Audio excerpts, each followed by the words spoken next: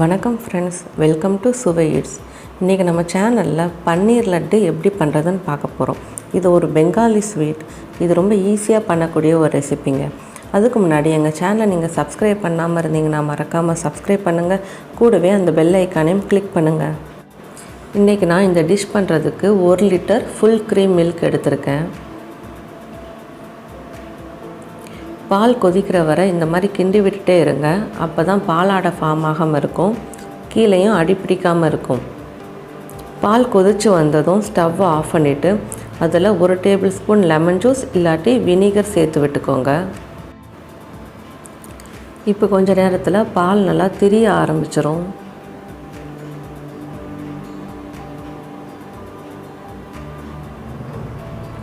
இப்போ பாருங்கள், பன்னீர் நல்லா திரண்டு வந்துருச்சு.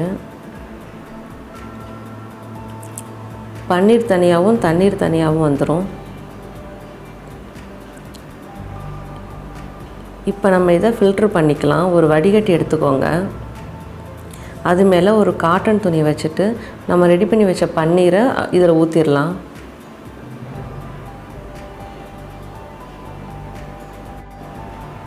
இப்போ இதில் நல்லா தண்ணி ஊற்றி வாஷ் பண்ணி விட்டுக்கோங்க. அப்போ தான் அந்த பன்னீரில் இருக்க லெமனோட ஃப்ளேவர், அந்த புளிப்பு தன்மையெல்லாம் போயிடும்.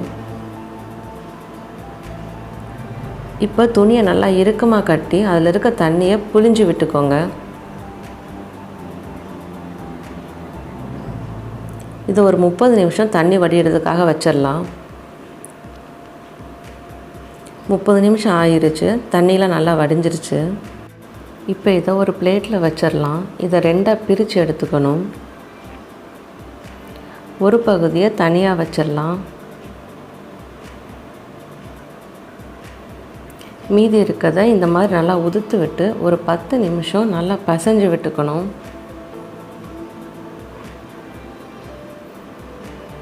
நல்லா மாவு பதத்துக்கு வர அளவுக்கு பிசைஞ்சு எடுத்துக்கணும்.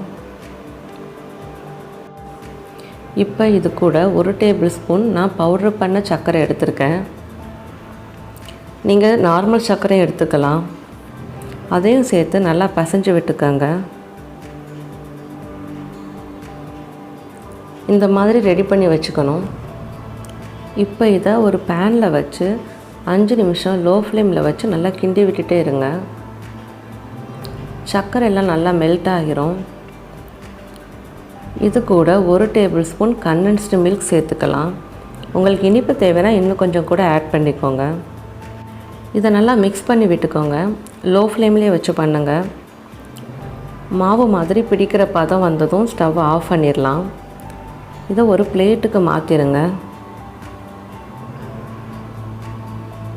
இப்போ ஆல்ரெடி நம்ம வச்சுருந்த பன்னீரை நல்லா உதுத்து விட்டுக்கலாம். அது கூட இப்போ நம்ம ரெடி பண்ண பன்னீரும் கண்டென்ஸ்டு மில்க்கும் சேர்ந்ததை இது கூட சேர்த்துடலாம். இப்போ இது கூட 1/4 டீஸ்பூன் ஏலக்காய் தூள் எடுத்துக்கலாம். இதை நல்லா மாவு மாதிரி வர வரைக்கும் நல்லா பிசைஞ்சு எடுத்துக்கலாம். இந்த மாதிரி பிசைஞ்சு எடுத்துக்கோங்க. இதை சின்ன சின்னதாக கட் பண்ணி எடுத்துக்கலாம்.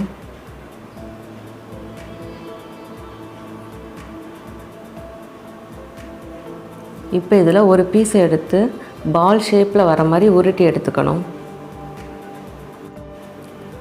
இந்த மாதிரி பால் ஷேப்பில் உருட்டி எடுத்துக்கோங்க.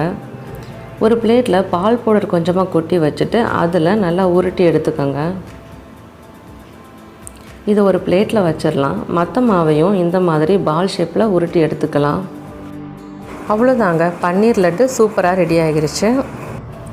இது ரொம்ப ஈஸியாக பண்ணக்கூடிய ஒரு ரெசிபிங்க. அதே டைமில் ரொம்ப ஹெல்த்தியான ரெசிபியும் கூட.